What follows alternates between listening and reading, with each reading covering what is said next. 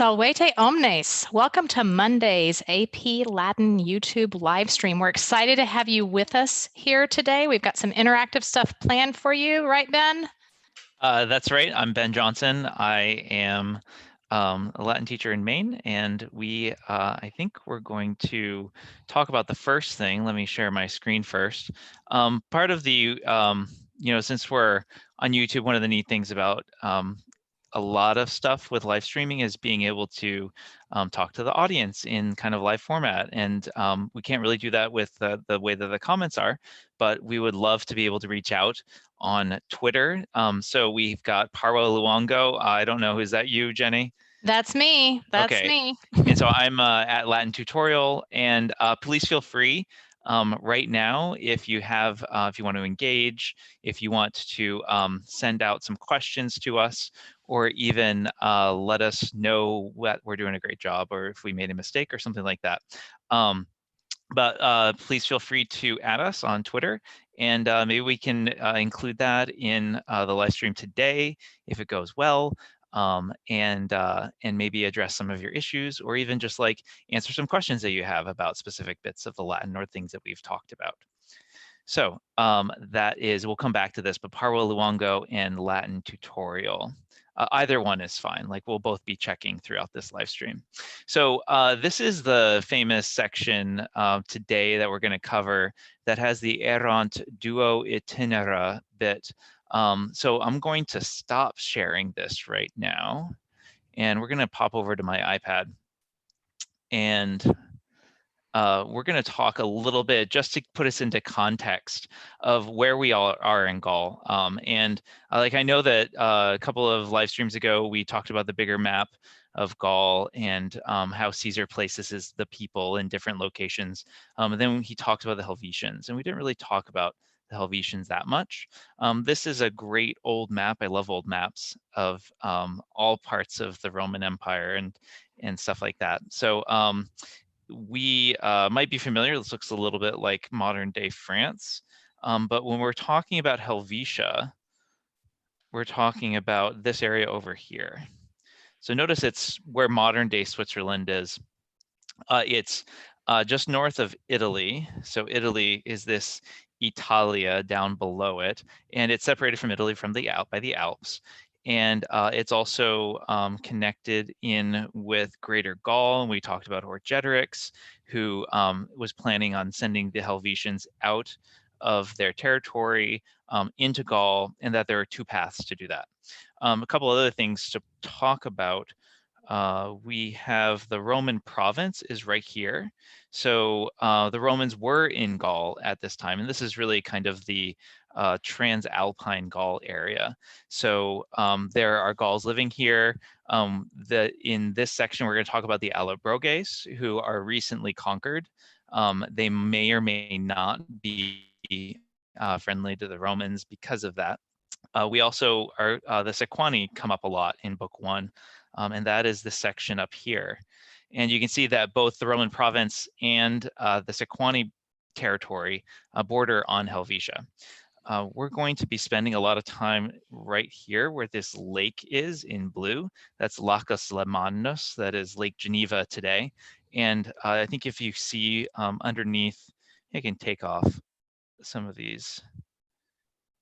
You can see underneath it, this nice little town right in the middle of the screen is, in Latin, it was called Geneva, and it's today Geneva. And that is where we're going to be spending some time today. So when the Gauls have, let's get all of those up. When the Helvetians are deciding on leaving, there are two ways that they can go out. And here we go. They can go either west and go out above the Jura Mountains, or they can go south. And you can see that either way they go, they're going to be going through someone else's territory, either the territory that the Romans would consider theirs, the part that's been recently conquered, where the Allobroges live, or the part through the Sequani. And there are different pros and cons to either of these. So, and we will be talking about that. So just remember, the Sequani is west over the Jura Mountains, and the Allobroges and the Romans go south. And that might be a little bit easier. I don't know. So Yeah, the thing I like about that map is you can see the immense size of Lacus Lamanus Oh or yeah. Lake Geneva, which really impacts kind of their territory and where they can go. And there's mountains everywhere, right? Caesar's right about Yeah, talking about how the borders of Helvetia are so confining and so narrow that you know there are rivers on the other side. The Rhine River goes through it, and everything too. So just to let you know who we are, right? I'm joined by Jenny yes. Luongo. I Okay, and continue there's to be your Jenny Luongo at St. Andrew's Episcopal School in Austin, and there is my Twitter handle again at Parwa okay, Luongo. Parwa Luongo, and I'm Ben Johnson, Hamden Academy in Maine, and there's my Twitter handle at Latin Tutorial. Okay, so we had some homework, learning opportunity from last Yes. live stream over De Bello Gallico 1.4. Some free response questions for you. Let's get to the answers. Okay, so according to line 1, moribus coegerunt, why was Orgetorix forced to plead his case in chains? And the reason why boils down to these two words, moribus suis, by their custom, because of their customs. And this is the Helvetian custom. If you are arrested, that's how you have to plead your case. According to line 1 through 2, damnatum to cremaretur, what was the specific punishment if Orgetorix lost the case? He would be killed by burning. That's igni cremaretur. According to line 6 and 7, what was suspected about Orgetorix's death? Write out the Latin that supports your answer. So there was suspicion. It's not overly clear. We know he died, but there's suspicion that he died by suicide, and that's the ipse sibi mortem consciverit. Jenny, why don't you take these? All right. Sounds good. We talked last time about how this passage is such a downer after we've learned about Orgetorix and, you know, this great alliance of three people he's built up and that sort of thing. Cricus, right? Cricus character arc. And Yes, Caesar, at exactly. I least, know yeah. you're just getting to know him, and then next thing you know, this has happened. So, question 4 asks about what happens later in book 1. And just a reminder, there is the expectation for the AP exam that you have read all of De Bello Gallico book 1 in English and can answer questions about it. So, what's the one and only one strategy that Caesar uses to prevent the migration of the Helvetians? Well, there's a lot of stuff that he does. When they come to him, he delays addressing their concerns. He cuts down a bridge over more than one river that they want to cross, I believe. And then he defeats them in battle in a variety of ways. So there's a lot that you could say there. Number 5, name one and only one group mentioned in lines 2 through 4 that helped Orgetorix to escape. So we learn die constituta, on the appointed day, Orgetorix coagit, he compelled with him ad judicium to this trial, omnem suam familiam. So you could say that, his whole household. You could say omnes clientes, all of his clients. And you could say ob aratosque suos, and those who owe him a debt. Well, hey, Oh, go I have a ahead. question. So this idea of familia, like, you know, we're talking about 10,000 people according to Caesar. Like, so his familia, his household, that's not just like his kids, right? He doesn't have No. 10,000 kids. Okay, so who else is involved in that? So we're talking everyone who is related to him, right? Through his kind of, probably the Romans would call it a gains, right? Your larger family. And I don't know if we know enough about Helvetian families to know if it was patriarchal, the way that the Uh, Roman family would have been. Do well, we you? cover that. We cover that in book 6, and I mean, I think that there was a little bit more equity among the genders there, but I mean, I think for the most part, it is patriarchal. Yeah, What Yeah, with that's what I would slaves say too. in the Roman familia, slaves are considered part of that household, aren't Oh they? yeah, Okay, so absolutely. this could also include like Absolutely. the slaves that he owns and that like he would And force that them to come to, right, Absolutely. And that everyone in his family owns, right? right, There's 10,000 people there. So it's, everyone in all of those households that is somehow tangentially related to him. quite a trial. Yeah, Yeah, exactly. Exactly. Exciting times. right. No wonder he was able to get out. Right, exactly. So number 6 asked you to translate ne causam diceret. and translate it as literally as possible, and then identify the type of clause. So I think we went over this yesterday, so hopefully this seemed familiar to you. So se eripuit, he snatched himself away per eos, through these people, ne causam diceret, lest he plead his case, so that he didn't have to plead his case. And we talked about when you see that ne, that very often what you're dealing with is a negative purpose clause. And in fact, that's what we have here. What a good answer that is. Yeah, we know it's not a result. That's important, right? Yeah, never result, because that would be an ut ... non. Right. So we're going to talk about the final bit of the book 1 syllabus passage here, the result of Orgetorix's plotting, and the beginning part of the Helvetian migration. The rest of it takes up the rest of the first half of book 1. So there's a lot more. We're not going to get necessarily resolution here about what happens to the Helvetians. That's something that you'll need to read in English as you're preparing for the exam. But we're going to assume, again, this is review, that that you know all of this stuff. At least you've covered it in some detail. So we'll kind of be going over fast of all of these things. So. All right, as always, you can find all of the resources that you need from us in that bit.ly/AP Latin YouTube folder. We've got the closed translations for you in there, links for the lesson. Many of you have asked us to add links about Roman historical background information and all those things. So every day we're adding links as requested by you guys. For this lesson, you want to have out a way to record your thoughts on answers to our questions. That may be your normal Latin class notebook or notes. You may want to have a textbook commentary if you've got one for your class. And you might want to have out that closed translation from the resource folder if you want to kind of fill it in and refresh yourself as we go through. All right, Ben, let's get started. Okay. Oh, that was too quick. Okay, so with Orgetorix dead, post eius mortem, after his death, let's look at the Roganda here to help us through with this. What two-word phrase describes what the Helvetians try to do after Orgetorix's death? And remember, if we're asking for a two-word phrase, you're going to want to look for two specific words that are treated together. Not one, not three, but two. And only two. What indicative verb introduces the indirect statement in this passage? What case and use are opida sua omnia in line 2? What tense is portatori in line 4? What is the gerundive phrase that indicates purpose in this section? And then what verb in this passage patterns with a complementary infinitive? That means like it typically would take a complementary infinitive, an infinitive that completes its meaning. So let's give you guys some wait time, maybe about 15 seconds or so, to get you to think about some of these questions, and then we'll go over the passage. Ben, they'll probably notice today that there are several times we ask them to be really specific about like a two-word phrase or something like that, because that's one of our targets for today. I know they read that, learning objective with eagerness every single day because it's so compelling and interesting. Oh, yes. But that's one thing we really want to focus on today, because it is important that if you're asked for one word, if you're asked for two words, if you're asked for three words, that you're really precise with that. Right. It's like that one and only one question that comes up. Right. Exactly.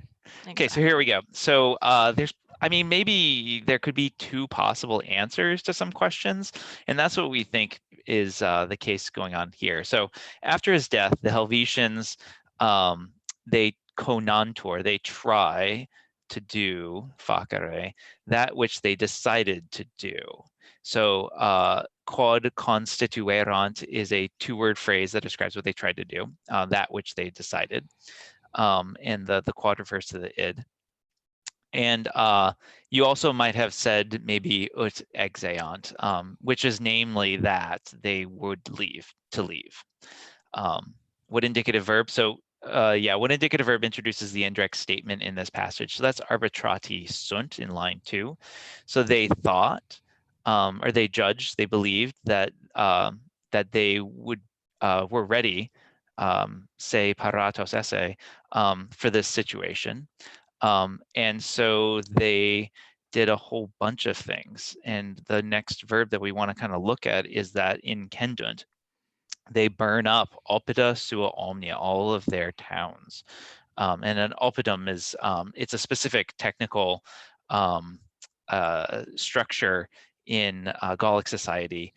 Probably not the same in Helvetian society, if I remember correctly, whereas the Gallic oppidum might be like a big stronghold fortified. The Helvetian ones might be a little bit smaller, but they burn up all of their towns. And because oppida sua omnia is the receiving the adjective incendunt, we can identify that as accusative plural, happens to be a neuter gender here. This numero in number tells us about ad duodecim, about 12. And whenever Caesar, and he does this a lot, has this phrase odd plus a number, that odd is kind of like, generally speaking, this is about how much, like up to, if you want to try to include like a literal translation there. They also burn up their vicos, their villages, ad quadrigentos. There's that thing again, about 40. And no, 400, and then reliqua privata aedificia, all the other private buildings.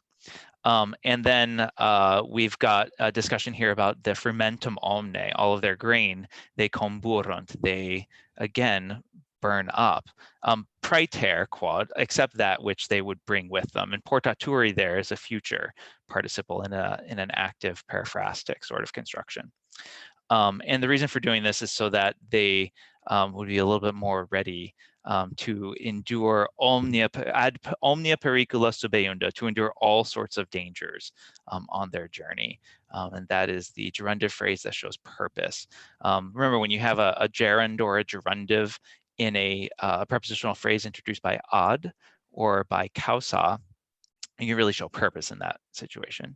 And then finally, what verb in this passage patterns with a complementary infinitive? That's constituerant in line 1. They do bring about 3 months worth of grain with them, this trium mensum at the very end. I think that they're ready to leave. Maybe we can talk towards the end of this about like maybe why they're leaving. It can't just be because Orgetorix decided that they would leave, this corrupt politician, but. No, you don't do anything this drastic, right? Burning your town just because there's this politician who thought it might be good, right? I don't know. I mean, Caesar seems to think that that's a perfectly valid explanation for this. But the next section here, we're going to quickly cover because we got a lot of Latin to go through. And this passage here talks about what the Helvetians do to kind of shore up their borders. We've got this idea that they're going to persuade some people to join them, and that's the Raraki, the Tulingi, and the Latobrigi, which you can see kind of where they're situated around Helvetia. In that map down there, and then also everyone's favorite people, the Boii, who used to live across the Rhine, and now they're on this side of the Rhine.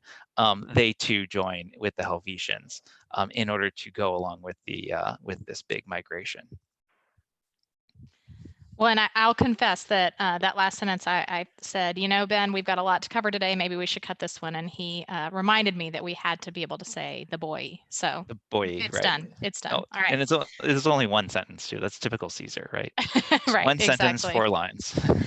All right. So we've got, we finally get to the errant omnino itinera dua, this memorable part. So we're going to start looking at it together. There were in all 2 routes. So first question, what is the case and use of domo in line 1, which we've conveniently put in orange for you? And then number 2, what implied noun do angustum and difficile in line 2 modify? And hopefully when you're thinking about what noun that might be, hopefully you're thinking about grammatical gender because angustum and difficile are clearly one of those grammatical genders. And then number 3, what's the meaning of the idiom propterea quod, which comes nearer the end of the passage, but is in orange for you? And number 4, what words tell us where the Rhone can be crossed? So again, we're focusing on like being very precise with pulling out words. All right, we'll give them a minute, maybe not a full minute, but a little bit of time. The Rhone, by the way, is the river. Oh, did I say the flows. Rhine? I'm so No, sorry. you said the Rhone. You were good. You were right. But okay. I mean, the Rhone and the Rhine, for people not overly familiar with it, can be very, very confusing. The Rhone flows south to the Mediterranean, and the Rhine flows north to the North Sea. So the Rhine kind of separates Gaul and Germania, and the Rhone kind of flows through the province that the Romans controlled. Good mnemonic. Good mnemonic. Okay, you ready? Yeah. Okay. Parata sum. Parata. All right. So number 1, we asked you the case and use of domo. Hopefully that looked ablative to you. So we learned about the 2 routes. Quibus itineribus, by these routes, poscent, they were able exire to leave domo from their home. So that's ablative, place from which, or place from where. What's specific? What's interesting about this word? Why isn't this an ablative of separation?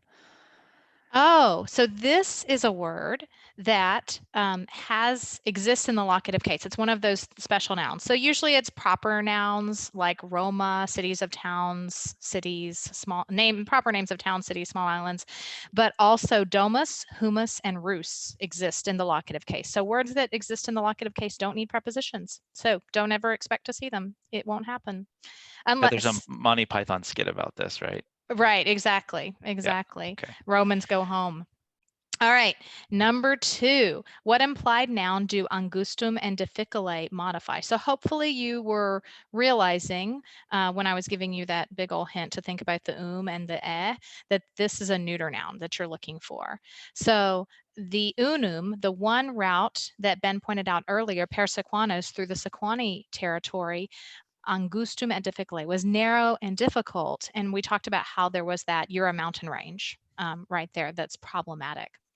And so, he says this route, by which, like, singuli carri carts are only able to be led, we're only able to be led like one by one. So obviously that sets you up for someone to easily block the way. Or attack you.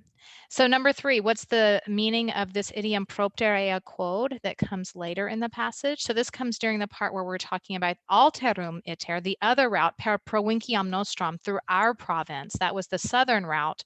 Multo facilius atque expeditius. So it was a much easier route.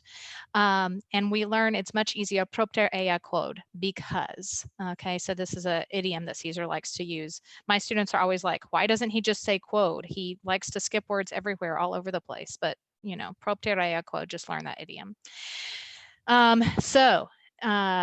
Number 4, what words tell us where the Rhone can be crossed? So this is in the section where he's explaining why this route is much easier. Inter fines Helvetiorum et Allabrogum, so it's between the boundaries of the Helvetians and the Allobroges, qui nuper pacati erant, which were recently pacified, according to Caesar. So the Rhone River flows, and transitor is crossed, vado, non nullis locis. So not in none places. We've talked about that kind of double negative in Latin. So that means in some places, in a few places you can cross it. So that's why they want to pick that route. I don't know. Yeah, I don't know how the Allobroges would have taken to the idea that they've recently been pacified. Yes, nuper Yeah. pacati erant. Yeah, exactly. They I were agree. right. Yeah, conquered maybe a little bit, but again, this is from it helps to remind everyone that, and ourselves too, that Caesar's telling this from his own perspective and his own views on things, and we need to understand that as we read this, because it helps us maybe interpret or kind of filter out those places where he's saying things that we shouldn't really take at face value, and we should maybe try to just kind of like nudge a little bit and massage out like that the actual like thing that is happening here. So okay, so I showed you the map where there's 2 paths, right? The one that goes to the west is Sequani, or the one that goes south through the Roman province. And Geneva, Lake Geneva, and the town Geneva is right there. So we're going to be at this extremum oppidum Allobrogum. So it's the furthest town of the Allobroges, and it's also the town that's proximum Helvetiorum finibus Genava. So it's also the town that's the closest to the borders of the Helvetians, and that's Geneva, that's Geneva. So let's look at these roganda here. So what case is Allobrogibus in line 2 and why? So that's case and reason. It's a good grammatical question. What is the best translation for viderentur in line 3? Why is convenient in line 5 subjunctive? On what day will they meet at the banks of the Rhone? So we've talked about the Roman dating system probably a couple of weeks ago. And this is all kind of in preparation for this section right here. Look at that AD V cal apper phrase there and try to puzzle out what that means. And then identify and translate an ablative absolute from this section. I know we'll give you some wait time on that, but I know, Jenny, you had said that, last live stream that Caesar loves using ablative absolutes. And if there's a chapter in Caesar where you haven't seen the ablative absolute, you probably haven't looked hard enough, right? Yeah, I mean, I worry that he's sick or something if there's not an ablative absolute. If he hasn't used it in here. Yeah, exactly. He just loves it so much. There one sentence where there's like 3 ablative absolutes, right? Mm-hmm. Yeah, like yeah. I bet he was super proud of it too.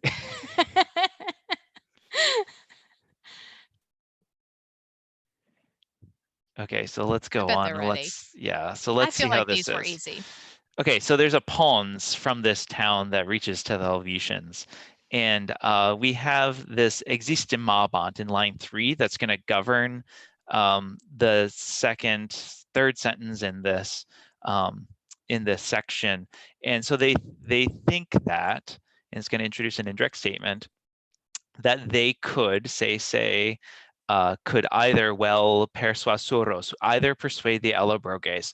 So the key here with Allobrogibus is that it's dative after the verb persuasuros, which is a future infinitive in indirect statement. And that verb persuadeo, persuadere, is very commonly used in Caesar. And so it's really important for you guys to know and to be very quick to identify the dative after persuadeo. It's also kind of important that Caesar likes to use indirect commands after persuadeo as well. So that's what allobrogibus is. It's a dative of special verb. Because they seemed viderentur, and that's the best translation there. Remember that the passive of video, passive of to see in Latin, is best translated as seemed. So these Allobroges seemed to be not yet bono animo, in good spirit, in populum Romanum, friendly to the Roman people, because they'd recently been conquered. Or that's the second, they thought that they could force coacturos to be allowed. They could force them to allow them to go through their borders. And so they declared a day that they could do this, and that day where they would meet at the banks of the Rhone would be the 5th day before the calends of April. So you've got to remember the Romans counted up to the next reckoning date. The calends is the 1st of the month, but then they also practice inclusive counting. So we have to count April 1st, and then we go 4 days back from there, the 31st of March, 30, 29, 28. So the 5th day before, that's what the ADV stands for. The 5th day before the calends of April is the 28th of March. That's the day that they're going to meet at the banks of the Rhone River. And to identify and translate an ablative absolute from this section, I just noticed that there's a second one there that we didn't put down.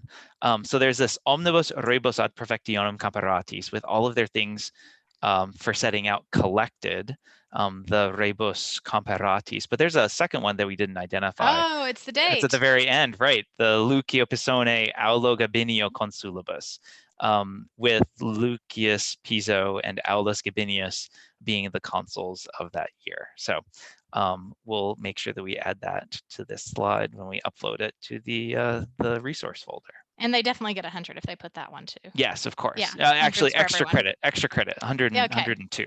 Okay, sounds good. Sounds good. Also, we're going to quickly go through this slide to get to more Latin, because we know that you guys want that. So this slide talks about Caesar doing, or at least claiming to do all feats of valor in order to respond to this Helvetian threat. When he learns of this, he hurries, maturat ab urbe, and that urbe there is Rome. He hurries, he hastens to set out from Rome, and he goes as quickly as he can to Gaul. And that's that path right there. He goes around the Alps, and that's where he's going, all the way from Rome. And he also orders a legion to be, or more soldiers anyway, to be recruited, requisitioned from the province. And this would be the province of Gaul across the Alps, that Transalpine Gaul, that the Romans would refer to as our province. And then finally, this last thing that he does is he orders Eubet a pontem, a bridge that was at Geneva, rescindi, to be cut down. And that's a present passive infinitive. So he does a couple of things in this. He hurries as quickly as he can from Rome. He gets more troops, and he breaks down the bridge. All right, so we're going to take a look at this last paragraph, or last chapter. Sorry, I forgot I'm supposed to call it that, so we feel like we're doing more. Or 3 chapters today, that's crazy. Exactly. We're going fast. Still got a ways to go, so we can do it. Okay, so ubi, when, is where this sentence starts. And so then we want to pay attention to the part that's in orange. Number 1, what is the meaning of the idiom certiores facti sunt in line 1? So then number 2 that we want you to look at is the case of civitatis. Okay. The third thing we want you to look at is the use of the subjunctive in qui dicerent. So normally relative clauses, just normal kind of informational relative clauses, don't use the subjunctive, but this one does. So let's try to figure out why it does. Number 4, what 3 words, and these are not in orange, so y'all are going to have to kind of do some reading and thinking. What 3 words tell us why they picked this route? And then number 5, translate eius voluntate in line 4 and identify the type of ablative. All right, we'll give you a little bit of time to think about that. Maybe we should let's narrow down question 4 to the last 2 lines. Okay, yeah, it's definitely easier. between those other 2 questions, between Yeah. qui dicerent and eius voluntate. Yes, I thought that was assumed. I should have said that. That sounded so mean. When I said it's not in orange, find it. Find it, students. And just a reminder for those of you who have Twitter, if you do have questions as we're going through this, don't forget you can tweet at Ben at Latin Tutorial, and you can tweet at me at Parwa Luongo.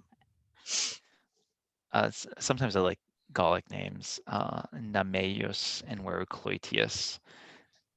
It's like the brother Catamantaloidus. Yeah. From earlier. Yeah. Yes. Okay, so here we go.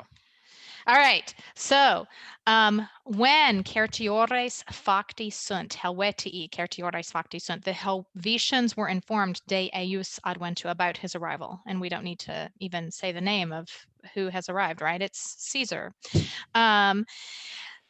So mittunt, they send legatos nobilissimos, the most noble legates, or more likely ambassadors would be a better translation, ad eum, to him. So a lot of times in Roman culture, we talk about legates in the Roman army, but for other cultures, it's more like ambassadors that get sent out. So they send out the most noble legates, civitatis, of their state. So that's a genitive.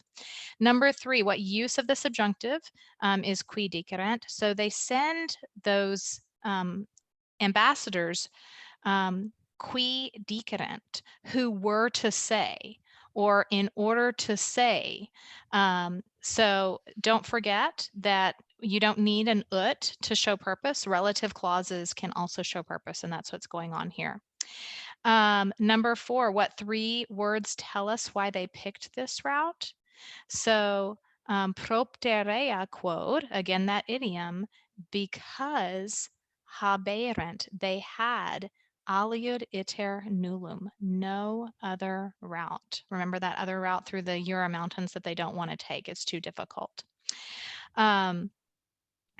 And so you were supposed to translate eius voluntate in line 4, identify the type of ablative.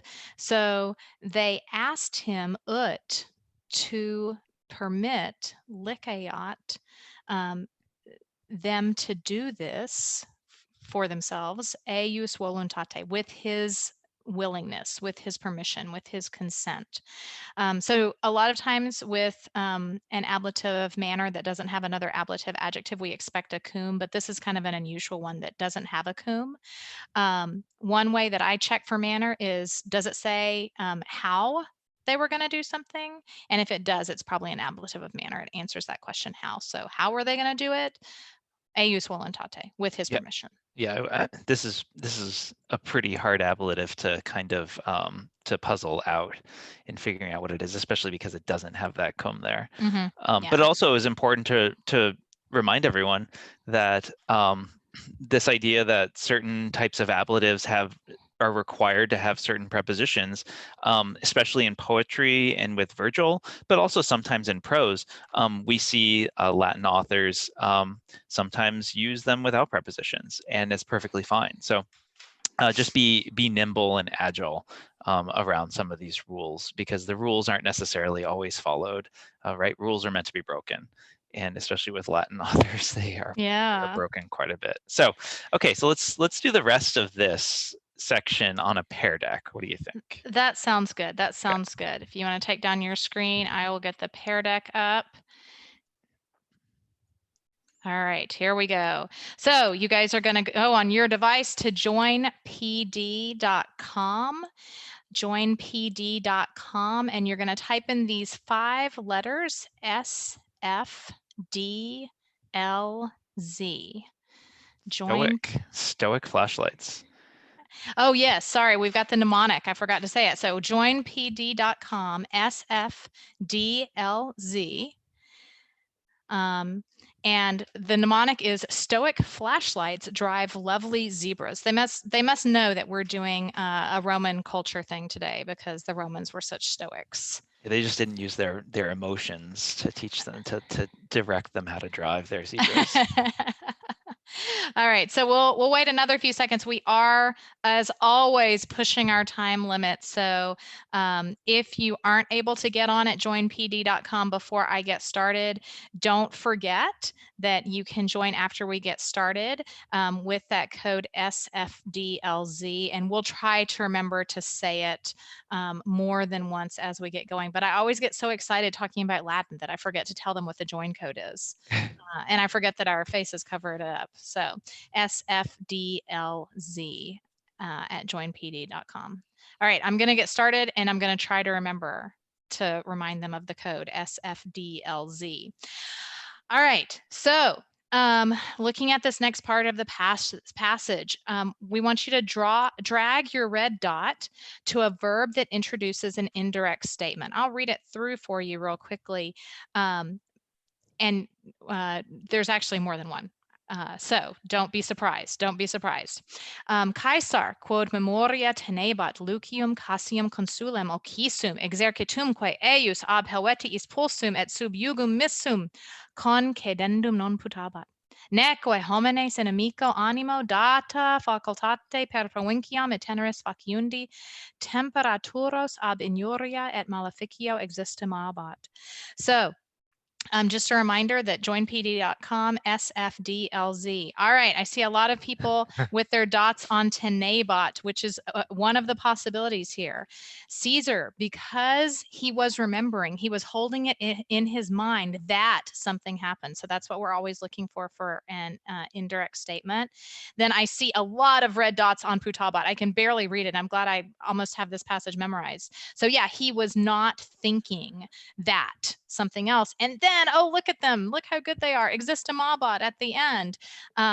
he was thinking that, right? So we've got I think it's several indirect every statements. conjugated verb in that section, right? In fact, I didn't want to tell them, but I chose putabat, yeah, just to let you okay, know. Yeah, that's a good okay. one. That's a good one. All right. So now we want to drag the blue dot to a perfect infinitive in one of those indirect statements. And really, I've just got a couple up here. I cut the Latin down for you guys on this. And then a red dot to the word that indicates that Caesar does not want to comply with the request. All right, so we'll see how we're doing. So a perfect infinitive, we've actually got 3 again. So he was remembering, he was holding it in his mind that Lucius Cassius, the consul, Ocisum, had been killed. So Ocisum esse, but we don't have the esse. Caesar leaves it out all the time. We've talked about it so many times now, right?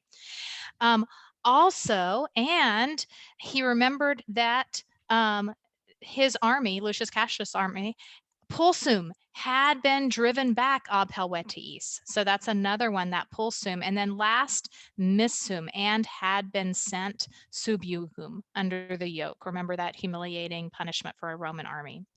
Then your red dots are headed in the right direction. So he, non putabant, was not thinking concedendum, that he should give in, that he should agree to this. All right, let's see what we've got next, because we've got quite a few slides. Oh, I need to speed it up, don't I? Next, we want a red dot on the ablative absolute. You knew it was coming. A blue dot on a gerundive, a green dot on a future infinitive, and a purple dot to the word that is an ablative of separation. So we'll start looking for that red dot first. And I see a lot of them headed to data facultate, which is our ablative absolute. The inimico animo, I see a lot of people on that, but that inimico animo is more of a description, I think, men of an unfriendly spirit. Yep. So data facultate, with the opportunity having been given, is that ablative absolute. All right, gerundive, faciundi, of making a journey. You guys have your blue dot on the right word, faciundi, good job. The future infinitive, I can't even, oh, there we go, temptaturos. He was thinking, temptaturos, it's got the UR, so it's future, that he was not thinking neque, that they would refrain. And then we've got a couple of ablative ablative of separation, I can't even talk, that they would refrain from injury and maleficio, wrongdoing. So all of you who had your purple dots on those, really good job. All right, so multiple choice now. What kind of clause does the ut introduce here? So nevertheless, he responded to the ambassadors, legatis responded, that se sumpturum, that he would take up a diem, a day, dum, while the milites, the soldiers, quos imperaverat, that he had ordered, were gathering together. All right, let's see how we're doing. You guys are right. That is a purpose clause. It's tricky because you see the imperaverat, which looks like it might be introducing an indirect command, but he would take up a day for deliberating in order that an interval of time. Yeah, so that an interval of time. All right. So well, this is tough because we've got convenierent in the subjunctive too, and oh yeah, there was that's lots in a of dome trickiness clause. there. Oh yeah. Yeah, no, that was a little bit of a mean question, but we got to get ready. Got to get ready for the exam, right? Okay, so now what tense? I just translated it for you. What tense was sumpturum? Oh, look at that. Almost, I mean, basically perfection. You are the future, right? Yep. Yeah, exactly. All right. Last question. When should they return according to Caesar's instructions? So I know that everybody's looking at the date in here. Okay, so he says re verterentur, they should return ad idus aprilis. Let's see if we know what date that is. We've talked a lot about dates. March, July, October, May. The Ides are on the Yes. 15th day. The Nones, the 7th. The rest besides take 2 days from Nones and Ides. Yeah, so what are the chances that today on April 13th we'd be talking about this passage? This Incredible. is the day. Yeah, they should have returned to this day. They should have returned on this day. Yep. Yeah. All right, we need to wrap things up. We have a Substitute producer today, our AP producer, is June, and we so appreciate her being here, but we don't want to keep her over the way we keep Anna sometimes. So we hinted at this, so I'll go through this quickly. Caesar first describes the Helvetian migration to the plotting of Orgetorix, and we've already talked about that in the last couple of live streams. But they still leave, though, even after they learn of his corrupt plan and his death, too. So what other reasons could there be for the Helvetians wanting to move into Gaul? That's a great question. Don't really have an answer, but there's a whole, like, especially European history is at this time and for the next 500, 600, 700 years is filled with groups moving and migrating, especially westward and so forth. And so maybe this is just continuing or being a part of that pushing west from east, maybe even as far east as Asia and China too. And this is a picture, by the way, of the Roman army being forced by the Helvetians to pass under the yoke, just to let you know how embarrassing, subjugating, some humiliating that would be. The idea that they're exposing their necks and their necks could be cut off. So, okay. Yeah, I'm with you, Ben. I always need a good reason to move. Moving is not an easy task. All right, you guys. Here is your AP exam practice. We're going to go back through that 1.7 that we just went over with you. You guys are going to be so ready for that passage. So in addition to doing this, which is already in your folder for you, we're also going to recommend that you might want to watch a YouTube video that we're going to post on that same assignment page that will refresh you on some of the characters of Aeneid Book 1. We're going to start tomorrow with a Kahoot. How exciting. So get ready for that. We're going to be going back through the characters of Aeneid Book 1, since that, again, is another thing that you should read in its entirety in English. All right, all of that is in your resource folder. Remember, you can give us feedback on our usual Padlet, and as of today, we've been telling you our Twitter handles, so those are available. Also, don't forget that we want you to be able to take the AP exam. So if you need internet connectivity, or if you need any sort of mobile device, I think Ben's going to switch to the next slide, and we will show you the link for that. cb.org/tech is where you can go and fill out the form. So we'll see you tomorrow, ready for Aeneid Book 1, ready for the Kahoot on the characters in that book. Thank you guys so much for joining us. Valete omnes. Valete.